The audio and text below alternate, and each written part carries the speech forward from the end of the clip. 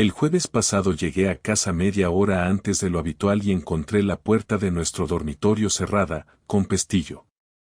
Nunca, en 14 años de matrimonio, había visto eso. Al principio pensé que Laura estaba cambiándose y que no quería que nuestra hija entrara, pero entonces escuché dos risas ahogadas desde dentro. Una era de ella. La otra, no. Me quedé quieto, apoyado en la pared del pasillo, sintiendo cómo la sangre me golpeaba las sienes. Intenté convencerme de que podía ser cualquier cosa, un programa en la tele, una llamada con una amiga. Pero no había sonido de televisión, ni tono de llamada. Solo murmullos y el crujido del somier cuando alguien se movía sobre él. Clara estaba en casa de una amiga, así que no había nadie más en el piso que Laura y esa voz masculina. No llamé a la puerta. No hice ningún escándalo. Simplemente me quedé allí, escuchando, sintiendo como algo dentro de mí se rompía a cada segundo. A veces pensamos que la traición se descubre con una gran revelación, pero no a veces basta con quedarse al otro lado de una puerta, sabiendo perfectamente lo que está ocurriendo, para que toda tu vida cambie. La puerta del dormitorio se abrió despacio, como si alguien estuviera calculando cuánto tiempo tenía antes de que yo apareciera. Laura salió con la cara ligeramente sonrojada y el pelo más revuelto de lo habitual. Llevaba puesta una camiseta vieja mía, de esas que usa para estar por casa, pero se notaba que no llevaba sujetador debajo y que las prisas por vestirse habían dejado alguna marca visible en su cuello. Cuando me vio allí parado en el pasillo, se quedó rígida unos segundos. ¿Qué haces aquí tan pronto?, preguntó, forzando una sonrisa que no le salió bien. No respondí a su pregunta, solo miré hacia el interior del dormitorio. Ella reaccionó rápido, cerró la puerta detrás de sí y dio un paso hacia mí, como si quisiera alejarme de lo que había dentro. Su gesto fue torpe, no tanto de culpabilidad pura, sino de quien sabe que está improvisando una excusa sobre la marcha. Estaba ordenando unas cosas, dijo, y trató de que sonara natural, pero su respiración acelerada la delató. Mi mirada volvió a la puerta y, por un momento, juraría haber oído un pequeño golpe metálico dentro, como si algo se hubiera caído y rodado por el suelo. No podía ver nada, pero ese ruido no encajaba con su historia. ¿Quién está ahí?, pregunté sin levantar la voz. Ella frunció el ceño y negó con la cabeza. Nadie. Estás imaginando cosas. Avancé un paso, pero ella se plantó delante, bloqueando el acceso. Su reacción fue demasiado rápida y demasiado firme como para no levantar más sospechas. La tensión en ese pasillo era tan densa que parecía que ninguno de los dos podía mover un músculo sin que el otro reaccionara. Aparta, Laura. No. No tienes por qué entrar. Es mi dormitorio. No ahora. Nos miramos fijamente unos segundos que parecieron eternos. Ella respiraba de forma irregular, como si su cuerpo no supiera decidir si estaba más cerca del enfado o del miedo. Finalmente, dio un paso hacia un lado, pero no fue porque quisiera dejarme pasar, sino porque su móvil empezó a sonar dentro de la habitación. No era un tono que yo reconociera. Abrí la puerta con decisión y lo que vino fue exactamente lo que esperaba. No había un hombre sentado en la cama ni alguien a punto de salir corriendo. Lo que había era un pantalón de hombre doblado de forma apresurada sobre la silla, una mochila negra en el suelo y unas zapatillas deportivas que no eran mías. Mi mirada se movió rápido, escaneando cada rincón, hasta que se detuvo en el armario empotrado, cuya puerta estaba ligeramente entreabierta. «Sal de ahí», dije mirando directamente al armario. No hubo respuesta, pero un ligero crujido de la madera me confirmó que había alguien dentro. Me acerqué y tiré de la puerta. Allí estaba, un tipo de unos 30 años, sudando como si acabara de correr una maratón, con la camisa desabrochada y la cara de quien sabe que lo acaban de atrapar en el peor momento posible. «No es lo que parece», soltó de golpe, como si eso fuera a arreglar algo. Me reí sin humor, más por incredulidad que por otra cosa. Claro. Porque esto tiene pinta de ser cualquier cosa menos lo que parece. Laura entró detrás de mí y se colocó entre los dos, como si quisiera amortiguar el impacto de lo que estaba ocurriendo. Javi, por favor, no montes un escándalo. ¿Quién es? Pregunté sin apartar la vista del tipo. Es un amigo. Un amigo que se esconde en mi armario con su ropa tirada por la habitación. Interesante concepto de amistad. El tipo intentó salir, pero me interpuse. Medía casi lo mismo que yo, pero su postura encogida lo hacía parecer más pequeño. Me miró un segundo, evaluando si debía enfrentarse a mí o salir sin decir nada. Finalmente, decidió lo segundo. Pasó por mi lado sin mirarme y fue directo a por sus zapatillas y su mochila. Será mejor que te vayas ya, le dije sin subir la voz, pero con un tono que no dejaba lugar a discusión. Él asintió y, mientras se calzaba, Laura me miraba con una mezcla de enfado y súplica. Javi, te lo puedo explicar. No tienes nada que explicar. Ya lo he visto todo.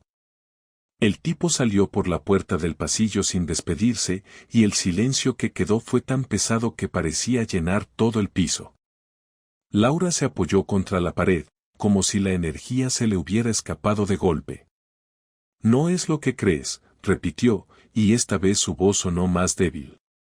Entonces explícame qué es, respondí, aunque ya sabía que ninguna explicación iba a cambiar lo que acababa de pasar. Vino a hablar conmigo.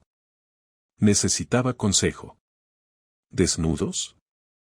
¿En nuestro dormitorio? Ella apretó los labios y no respondió. La ausencia de palabras fue más dañina que cualquier confesión. Me di cuenta de que, aunque intentara contarme una historia más elaborada, el simple hecho de que hubiera un extraño escondido en nuestro armario con la ropa por el suelo ya era suficiente para entenderlo todo. Me giré hacia la puerta.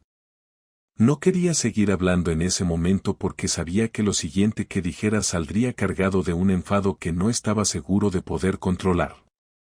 Voy a salir un rato, dije. ¿A dónde? A donde no tenga que escuchar mentiras. Salí del piso y bajé las escaleras sin mirar atrás. No sabía si me dolía más la imagen de él dentro de nuestro armario o la de ella bloqueando la puerta para que no entrara. Las dos cosas se me habían quedado grabadas y no iba a poder borrarlas con nada. Cuando llegué a la calle, el aire frío me golpeó la cara, pero no me calmó. Me quedé un momento parado, mirando el edificio, intentando asimilar lo rápido que había cambiado todo en cuestión de minutos. No volví a casa hasta pasada una hora. No tenía un destino concreto, solo necesitaba caminar y dejar que la tensión se asentara lo suficiente como para poder hablar sin perder el control. Al abrir la puerta del piso, encontré a Laura sentada en el sofá, con los codos apoyados en las rodillas y las manos cubriéndole la cara. Al oírme entrar, levantó la vista. Tenía los ojos rojos, pero no parecía tanto de llorar como de haber estado pensando demasiado. Tenemos que hablar, dije sin quitarme la chaqueta. Ella sintió y se hizo a un lado en el sofá, como si quisiera que me sentara a su lado. No lo hice. Me quedé de pie frente a ella. Quiero que me digas quién era ese hombre y qué estaba haciendo en nuestro dormitorio, solté, sin rodeos. Te lo he dicho, es un amigo. Un amigo no se esconde en un armario cuando llega el marido. No queríamos que lo malinterpretaras. No hay nada que interpretar. La escena hablaba por sí sola. Laura se levantó, visiblemente alterada, y empezó a caminar por el salón como si buscara las palabras adecuadas. Javi, no ha pasado nada entre nosotros hoy. Él vino porque está pasando por un momento complicado y quería hablar conmigo en privado.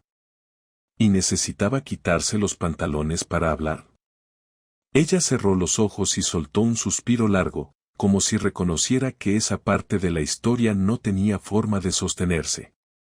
Está bien, sí, hemos estado juntos otras veces, dijo de golpe, casi escupiendo las palabras, pero hoy no ha pasado nada. Sentí un golpe en el estómago, no por sorpresa, sino porque escuchar la confirmación en su propia voz era distinto a sospecharlo. ¿Cuántas veces? Pregunté con calma forzada. No lo sé, unas cuantas. ¿Desde cuándo? Hace unos meses. ¿Y quién es? Se llama Marcos, trabaja cerca de mi oficina. Nos conocimos en un curso de formación que hice hace tiempo. Guardé silencio unos segundos, evaluando si quería seguir escuchando detalles o si era mejor parar ahí. Ella parecía interpretar mi silencio como una invitación a justificarse. No empezó como algo físico.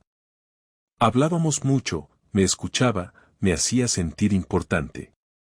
Tú estabas siempre ocupado, y cuando estabas en casa parecía que tu mente estaba en otro sitio. Así que, en lugar de hablar conmigo, buscaste a otro. Intenté hablar contigo muchas veces. Siempre estabas cansado, o preocupado por el trabajo, o distraído con cualquier otra cosa. Y tu solución fue meterte en la cama con él. No fue así desde el principio. Pero así es ahora. No levanté la voz en ningún momento, aunque cada frase me costaba más mantener un tono neutral. Ella empezó a llorar, pero no me moví para consolarla. No quería que te enteraras así, dijo entre sollozos. ¿Y cómo pensabas que me enterara? ¿O es que pensabas que no me enteraría nunca? No lo sé. No lo tenía planeado. Claro que no lo tenías planeado, porque para planear algo hace falta pensar en las consecuencias, y tú no lo hiciste. Ella se quedó en silencio, mordiéndose el labio inferior. Me miraba como si buscara un resquicio de empatía en mi expresión, pero no iba a encontrarlo en ese momento. Quiero que me digas si tienes pensado seguir viéndolo, dije finalmente. Laura dudó unos segundos antes de responder. No lo sé. No lo sabes. No sé qué quiero ahora mismo. Yo sí sé lo que quiero, respondí. Quiero saber la verdad completa y después decidiré qué hacer. Si me mientes otra vez, no habrá nada más que hablar. Ella sintió lentamente, como si aceptara que no había escapatoria. Ha sido desde marzo. Nos veíamos algunas tardes, cuando yo salía del trabajo. Al principio solo hablábamos y tomábamos algo, luego empezamos a vernos en su piso. Nunca pensé que llegaría a este punto. Y sin embargo llegaste. Sí. ¿Alguna vez pensaste en lo que pasaría si Clara se enteraba? Laura se llevó las manos a la cara. No. No pensé en eso. Pues yo sí pienso en eso, y en muchas otras cosas. Y créeme, nada de lo que digas ahora va a borrar la imagen de ese tipo escondido en nuestro armario. Se dejó caer en el sofá otra vez, agotada. Yo seguía de pie, porque sentarme junto a ella me parecía imposible. ¿Qué vas a hacer?, preguntó al cabo de un rato. No lo sé todavía, pero no voy a dejar que esto quede como si nada. Ella asintió, resignada. El silencio volvió a llenar el salón, pero esta vez ya no había lágrimas ni justificaciones. Solo la certeza de que algo se había roto y que ninguno de los dos sabía si tenía arreglo. Esa noche no dormí en nuestra cama.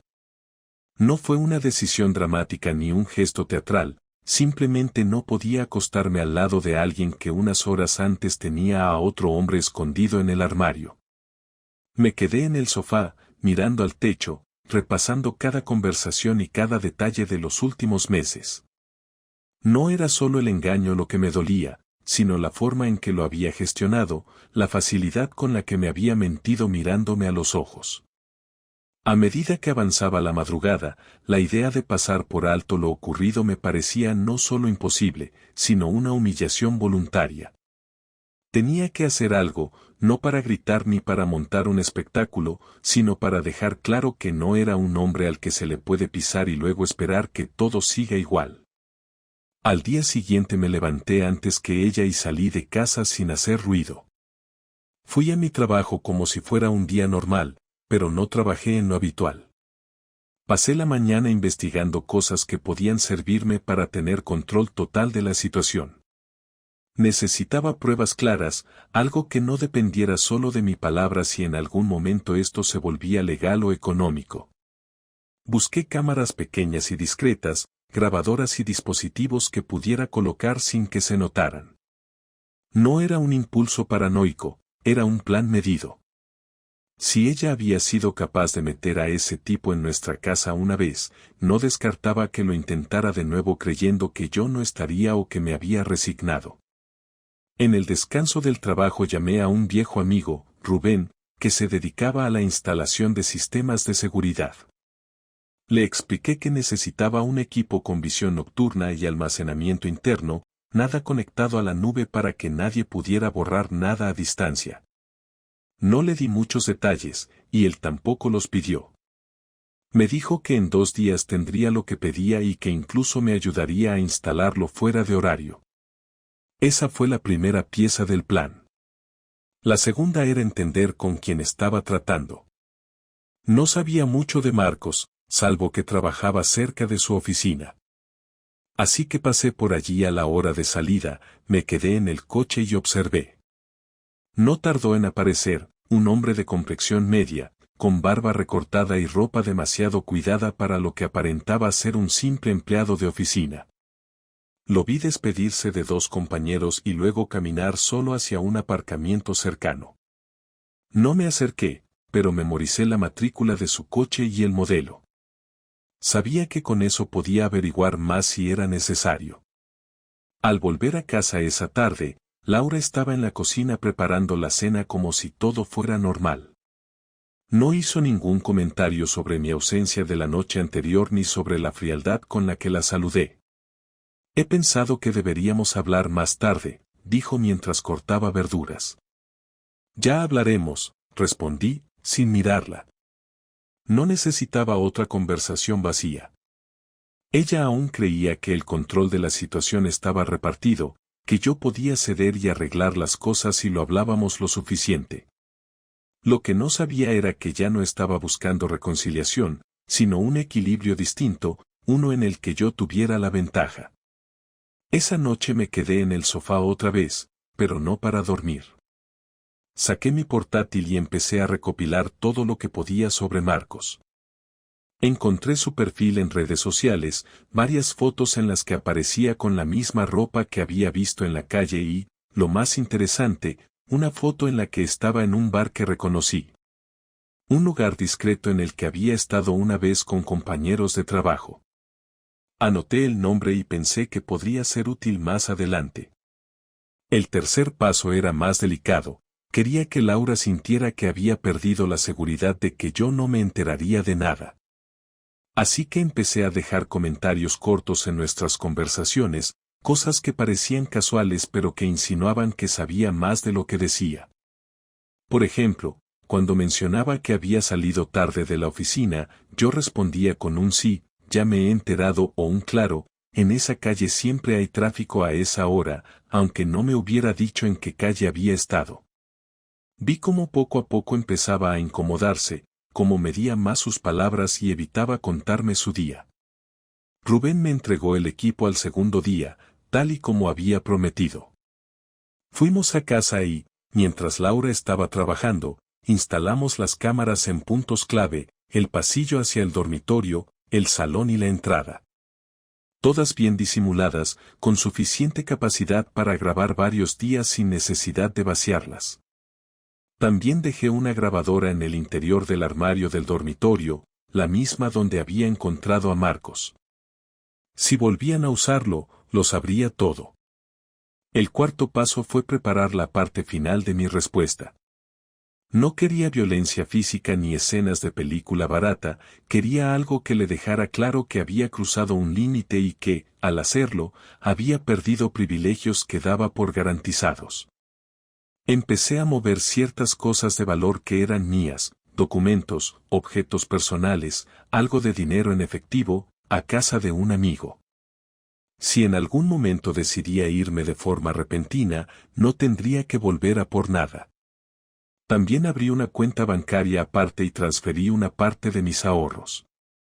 Esa misma semana, vi cómo Laura recibía un mensaje mientras estábamos cenando. Lo miró y lo dejó boca abajo junto al plato, intentando que no me diera cuenta. No dije nada, pero por dentro sabía que estaba esperando ese momento. Después de fregar, fui al dormitorio, revisé el armario y confirmé que la grabadora estaba en su sitio. Al día siguiente, al revisar la grabación, escuché su voz y la de Marcos. No se oía nada físico, pero sí lo suficiente, planes para verse, comentarios sobre la última vez y bromas privadas que dejaban claro que lo nuestro no había sido una aventura aislada. Tenía lo que necesitaba para cerrar la trampa. No iba a decírselo aún. El efecto sería mayor si pensaba que seguía con su doble vida sin que yo me enterara. Pasé la semana siguiente como si nada hubiera cambiado, aunque por dentro estaba afinando cada detalle. Sabía que cualquier paso mal dado podía alertarla, y si se daba cuenta de que yo tenía pruebas, todo se complicaría.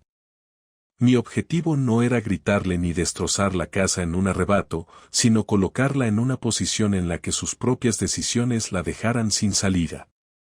Tenía grabaciones claras, tanto de video como de audio, y varias capturas de pantalla de mensajes que había conseguido interceptar. No me hacía falta nada más para que quedara claro lo que estaba haciendo. El viernes por la tarde la esperé en la puerta de la gestoría. Llegó caminando, distraída, revisando el móvil. Cuando me vio, se sorprendió un instante, pero recuperó la calma rápido. ¿Qué haces aquí?, preguntó, guardando el teléfono. Pasaba cerca y pensé en invitarte a cenar. Aceptó con una sonrisa incómoda, probablemente calculando si tenía planes con Marcos esa noche y cómo reorganizarlos. Fuimos a un restaurante tranquilo, uno al que habíamos ido muchas veces antes. Pedimos y durante la cena mantuve una conversación normal, incluso más agradable de lo que ella podría esperar después de lo que había pasado. Lo hacía para que bajara la guardia, para que creyera que tal vez yo estaba dispuesto a dejarlo pasar. Al volver a casa, le dije que necesitaba trabajar un rato en el ordenador del salón. Ella se fue a ducharse. Mientras estaba en el baño, saqué de la mochila un sobre grande donde había impreso varias de las fotos y transcripciones de los audios más claros. También incluí una hoja con la matrícula del coche de Marcos, su dirección y el nombre del lugar donde se habían visto varias veces. No necesitaba añadir comentarios, las imágenes y los datos hablaban solos. Dejé el sobre la mesa del comedor y me fui a la habitación de Clara, que esa noche estaba en casa de una amiga. Al salir del baño, Laura me llamó. ¿Qué es esto?, dijo, sosteniendo el sobre abierto. La respuesta a todas las preguntas que no querías que hiciera. ¿Me estabas espiando? No, te estaba observando. Es diferente. Se quedó de pie, mirando el contenido con una mezcla de rabia y miedo. ¿Qué vas a hacer con esto? Eso depende de ti. Se sentó en la silla del comedor y empezó a hojear las páginas. Sabía que reconocería cada imagen, cada fragmento de conversación. No dije nada mientras lo hacía. Cuando terminó, me miró. No puedes enseñarle esto a nadie. Claro que puedo. Y lo haré, si me obligas. ¿Qué quieres? Primero, que no vuelvas a verlo. Segundo, que seas tú quien se lo diga a Clara cuando llegue el momento. Tercero, que me firmes la separación de mutuo acuerdo sin intentar sacar más de lo que te corresponde. Esto es una amenaza. No, es una elección. Guardó silencio durante unos segundos que parecieron largos. No voy a dejar que destroces mi reputación, dijo finalmente. Ya la destrozaste tú. Yo solo tengo las pruebas. Se levantó y empezó a caminar por el salón, nerviosa. ¿Y si no acepto? Entonces las copias irán a tu familia, a tu jefe y a quien sea necesario. Su respiración se aceleró y se dejó caer otra vez en la silla. ¿De verdad quieres hacerme esto? No, Laura. Yo no quería que nada de esto pasara, pero aquí estamos. Durante unos minutos no hablamos. Solo se escuchaba el ruido lejano de un coche en la calle y el tic-tac del reloj del comedor. Finalmente, dijo. Quiero pensarlo. Tienes hasta el lunes. La dejé ahí, con el sobre la mesa, y me fui al dormitorio. Esa noche no vino a acostarse conmigo. Al día siguiente, su comportamiento fue extraño. No estaba agresiva ni defensiva, pero se movía por la casa como si estuviera en un lugar que no reconocía.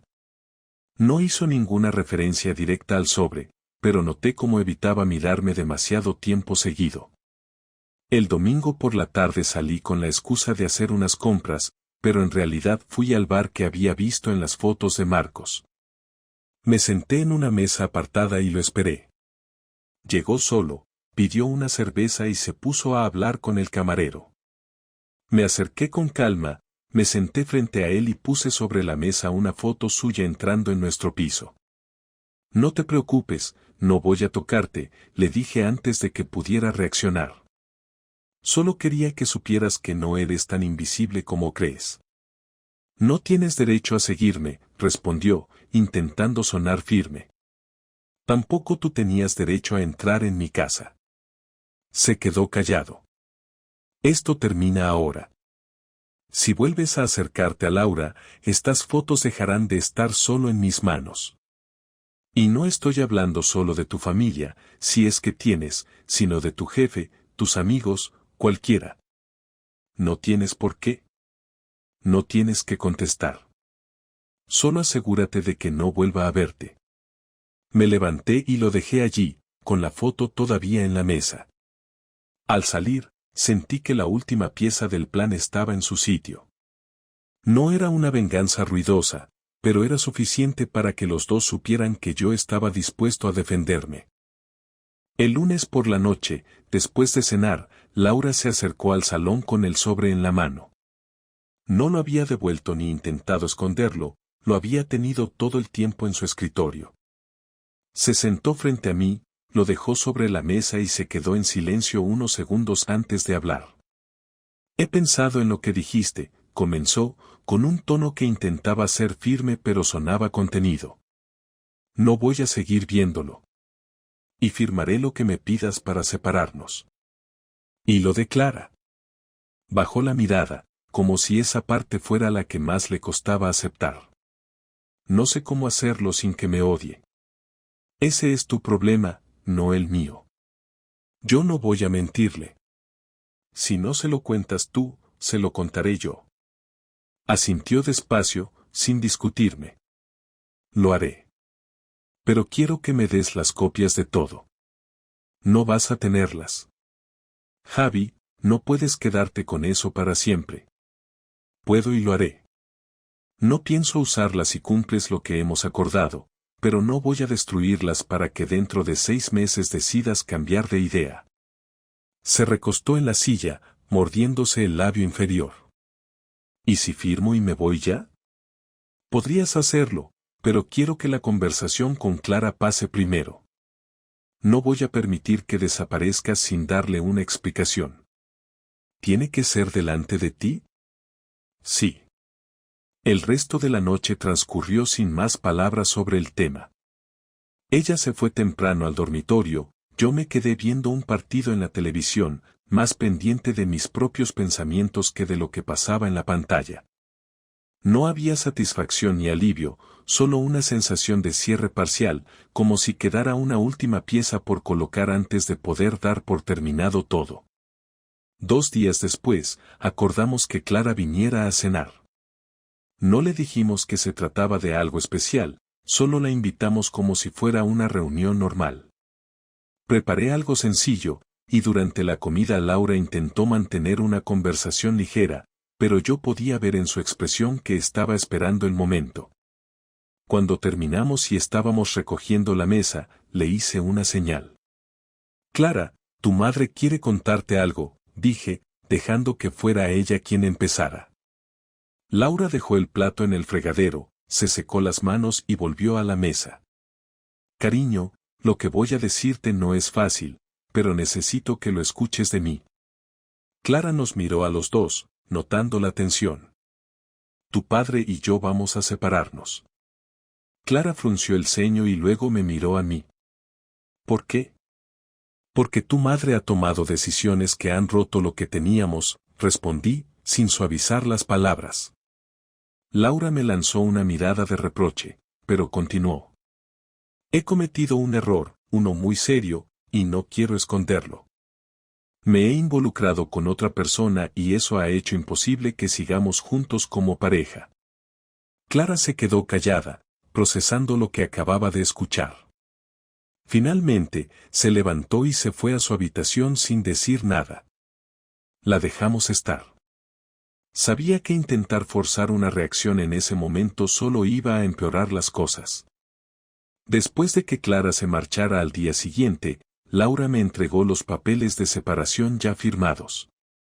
No había reclamaciones, no había exigencias fuera de lo razonable. Cumplió exactamente con lo que habíamos acordado. ¿Esto es todo entonces? Preguntó, de pie en la puerta del salón con las llaves en la mano. Sí. No sé qué esperas que diga. Nada. Ya lo has dicho todo con tus actos. Asintió una sola vez, salió y cerró la puerta detrás de ella. Me quedé en silencio, escuchando cómo sus pasos se alejaban por el pasillo. No sentí alivio ni tristeza intensa, solo la certeza de que algo que había durado 14 años había terminado de forma definitiva. Esa noche, por primera vez desde que todo comenzó, dormí en mi cama. No porque quisiera recuperar algo, sino porque era mía y no tenía por qué cederla. Al día siguiente, llevé las copias de las pruebas a una caja fuerte en el banco. No tenía intención de usarlas, pero su existencia era mi única garantía de que las reglas que habíamos establecido no se romperían. Con el tiempo, sé que tendré que hablar más con Clara y enfrentar las consecuencias de esta ruptura en su vida. No me hago ilusiones sobre lo que viene, pero al menos tengo la seguridad de que no fui pasivo ante lo que pasó. Tomé control, puse límites y cerré un capítulo que, de otra manera, me habría consumido lentamente. No hay celebración ni victoria, solo la tranquilidad de saber que no permití que alguien decidiera por mí el final de mi propia historia. Ahora me toca decidir qué hacer con lo que queda. Y eso, al menos, depende solo de mí.